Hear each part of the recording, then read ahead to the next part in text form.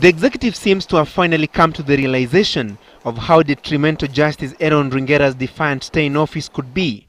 President Kibaki is reported to have summoned Ringera for a meeting at State House tomorrow morning as calls for his resignation intensified.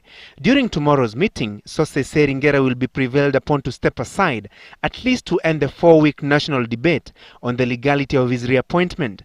Our sources at Integrity Center, who cannot be named because they are not allowed to speak to the media officially, however, indicated that the President and Ringera will insist that the reappointment was perfectly legal and that his decision to step aside will only be based on what was described as a poisoned public mood against Ringera.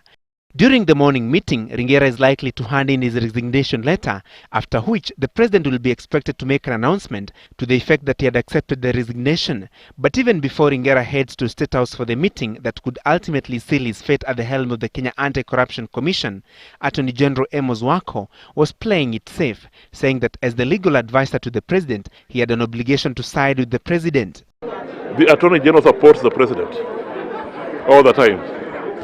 The anti-Ringera push has and is still gaining momentum, with a section of members of parliament led by Garsen MP Danson Mungatana and his Imenti Central counterpart Gitobu Imanyara seeking support from their colleagues to petition the Speaker to reconvene the House earlier to discuss Ringera's issue.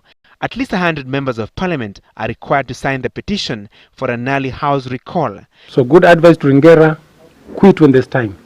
When the House reconvenes, there will be no time to quit. It will be too late for him. So we need to ask ourselves, is it the KACC we need, or is it to tell the Attorney General, who has failed to prosecute, to pack his things and go? Parliament can refuse the vote on KACC. Parliament can amend the act, and Parliament can also repeal the act.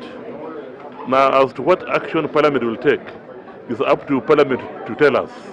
The Kenya Anti-Corruption Commission Advisory Board is scheduled to meet on Thursday to approve an advertisement seeking fresh applicants to fill Ringera's position and those of his two assistants. Ringera is said to have flatly declined to sign a 1 million shillings check for the advertisement, insisting that his position was not vacant. Though he insists on playing the legal card, Justice Ringera continues to walk on thin ice, and for now, it's a question of when and not if he will be resigning, bearing in mind the continued pressure to have him out of the plum position. Francis Gashuri, Citizen TV in Nairobi.